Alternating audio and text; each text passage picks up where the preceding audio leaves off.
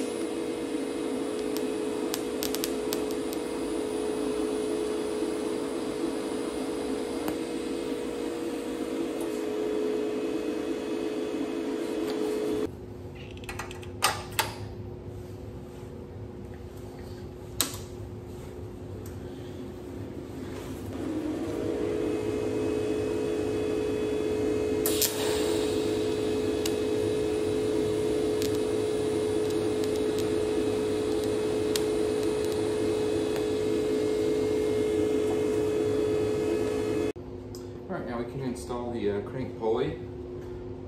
And the way to do this, first of all, apply a thin coat of oil to the inside of the pulley here. Line it up with the key.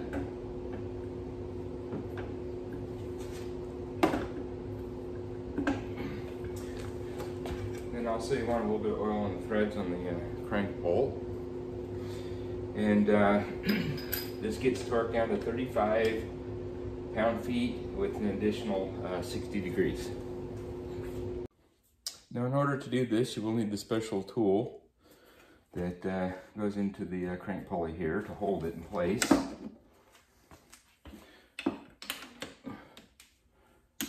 Okay, there's our 35.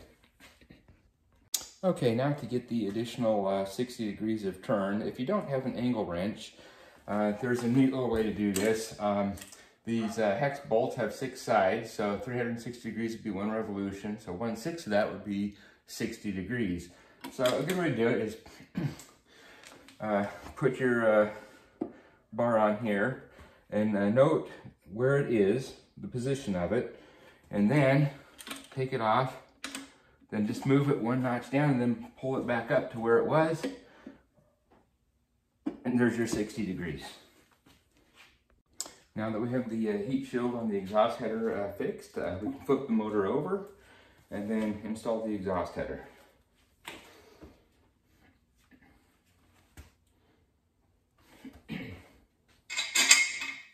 Install your new exhaust header gaskets.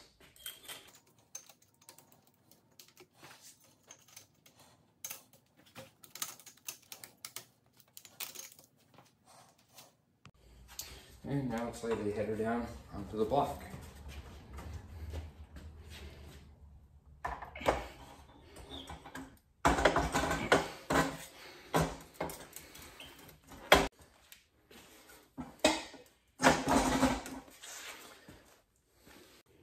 Now we can install the nuts and torque them down to 29.5 pound-feet.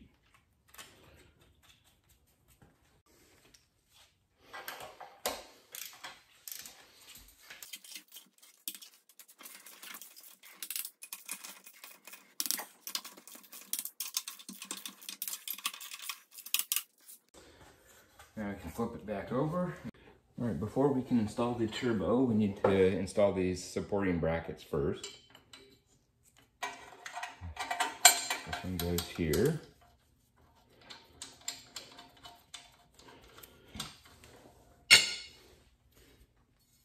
And this one goes right there. And it gets bolted in down below here, and then of course here.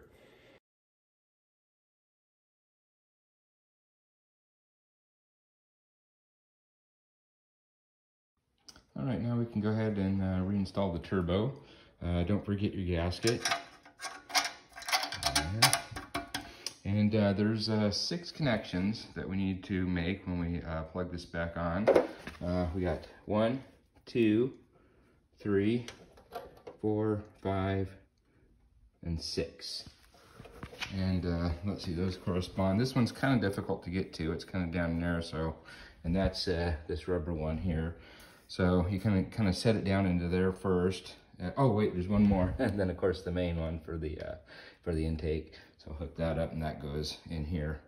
Then let's see, right here, there's a vacuum tube right here.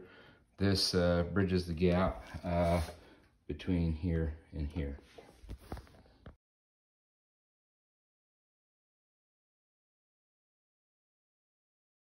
All right, full disclosure here, it was a little difficult to get this turbo on with this bracket in place. So I ended up removing the bracket, gave me a little bit more wiggle room down here with that coolant tube. And also, the other thing that was real helpful was to undo this bolt so I could pull this tube a little bit forward. That made it a little easier to get, oh boy, it's really tough to see there, where the turbo hooks up to the intake here. So anyway, those 2 things were helpful. So now we'll button this back up and torque everything down. All right, turbo is back on. These 3 bolts that hold the turbo flange down onto the header, I'm gonna leave loose at this point. We wanna leave it a little loose so this can flex back and forth. Because as you recall, when we took the engine off, this down here was hitting part of the bell housing and was preventing it to come off. So we want this to be able to swing up a little bit when we put the motor back into the car. All right, this would be a good time to reinstall the upper coolant reservoir.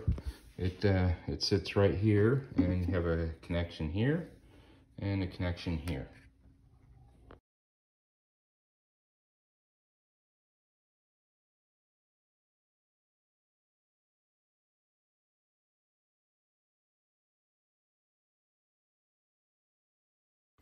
All right, now let's go ahead and reinstall the heat shields.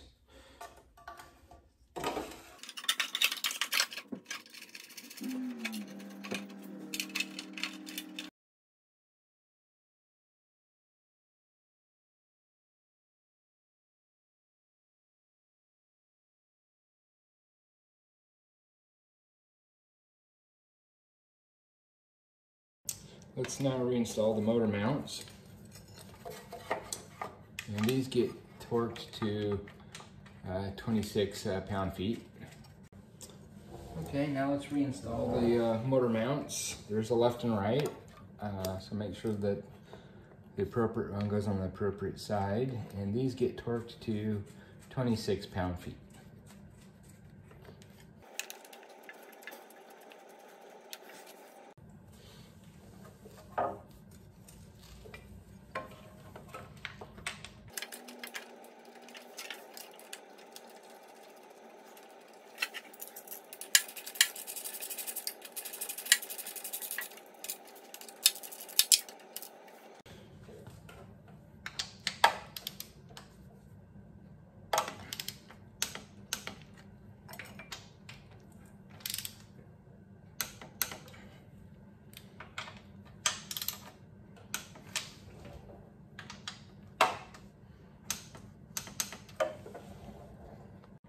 All right, that for the most part wraps up the engine build.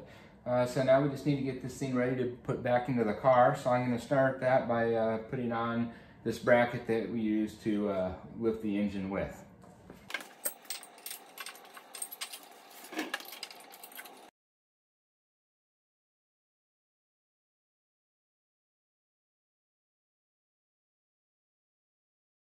That concludes this engine build. In the next video, we'll drop the motor back into the car and hook up all the accessories. Till then, see you next time.